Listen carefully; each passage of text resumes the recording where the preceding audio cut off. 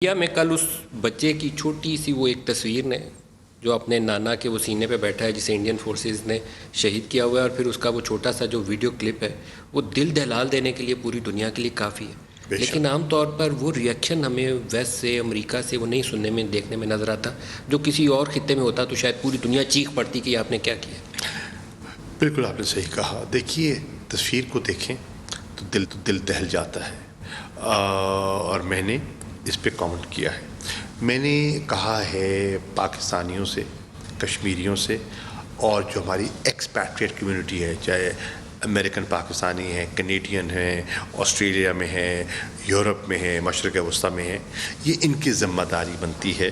کہ اس بیانیے کو اجاگر کریں، اس ظلم کی داستان جس پر ہندوستان نے پردہ ڈالا ہوا تھا، انٹرنیٹ کی پابندی سے، کمیونیکیشن بلیک آؤٹ سے، انٹرنیشنل آبزرورز کو داخلہ نہ دینے سے، انٹرنیشنل میڈیا کے وہاں اجازت نہیں ہے، تو وہ ایکسپوز ہوا ہے، اور لوگوں کے سامنے وہ ایک ہزار مضمون وہ نہیں بیان کر سکتا جو ایک تصویر نے بیان کر دیا ہے کہ یہ ہے بھارت کا اصلی چہرہ، یہ ہے ہندوتوا فلسفے کا عملی ثبوت۔ تو اس سے بے نقاب ہوئے ہیں۔ میں سمجھتا ہوں کہ اگر ہماری ساری جو انٹرنیشنل کمیونٹی ہے اس پہ آواز اٹھائے، اور خاص طور پہ جو ہماری انٹرنیشنل ہیومن رائٹس کی آرگنائزیشنز ہیں، پاکستان میں بھی جو ہے نا، ان سب کو آواز اٹھانی چاہیے۔ کیوں نہیں اٹھاتے؟ آپ انسانی حقوق کے علمبردار ہیں تو آواز اٹھائیے۔ اب آپ نے کہا کہ دنیا کیوں نہیں بولتی؟ دیکھیے اس کی وجہ ہے مفادات ہیں، معاشی مفادات کی یہ دنیا تابع ہو گئی ہے، اور سچی بات ہے وہ جو ہمارے جو تھی نا انٹرنیشنل ہیومن ویلیوز،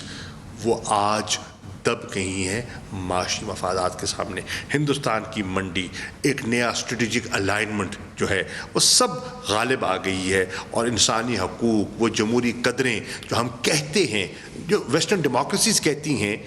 آج میں کہہ رہا ہوں ان کا امتحان ہے۔ اور اگر وہ اس امتحان پہ آواز نہیں اٹھاتے، میری کل یورپین یونین کے جو ہائی ریپریزنٹیٹیو ہیں جو امور خارجہ کو دیکھتے ہیں، میری آج ابھی چند لمحے پہلے آپ کی اس گفتگو سے ڈنمارک کے وزیر خارجہ سے میری بات ہو رہی تھی، میں نے کہا اگر آپ آج بھی یہ بات نہیں کرتے تو پھر تو ہاتھی کے دانت دکھانے کے اور چبانے کے اور